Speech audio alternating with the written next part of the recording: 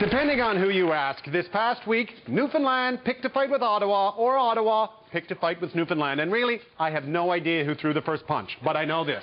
Right now, the relationship between Stephen Harper and Danny Williams is about as friendly as the one between Paul McCartney and Heather Mills. Oh, it is not good. In fact, I wouldn't be surprised if at any minute Danny went total Paul McCartney on us and tried to stab Harper in the leg with the broken wine glass.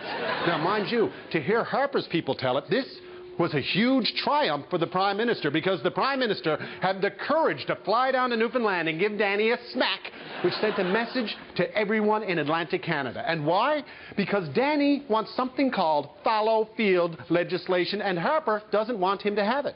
Danny wants to be able to tell oil companies that if they discover oil in Newfoundland, they've got to use it or they lose it. Because as it stands now, if they discover oil, they don't have to develop it at all. They can sit on that oil forever like it's some sort of guaranteed RRSP. This is an epic struggle, people. This is the people of Atlantic Canada versus oil companies in Houston, and I ask you, do you think anyone on God's green earth believes that Stephen Harper is going to side with Atlantic Canada on this one?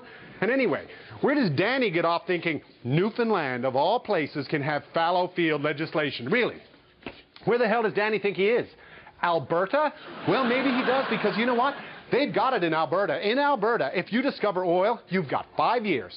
5 years, and you develop it, or the province tells you to get out of the way, and they find someone who will. But of course, that's Alberta. And in Stephen Harper's Canada, Atlantic Canada and Alberta are treated very differently, because as it stands now, oil companies in Alberta make money by finding oil and then producing oil. But they can make money in Newfoundland by finding oil and producing nothing. And unfortunately, nothing for Newfoundland, that's a principle Stephen Harper will fight for.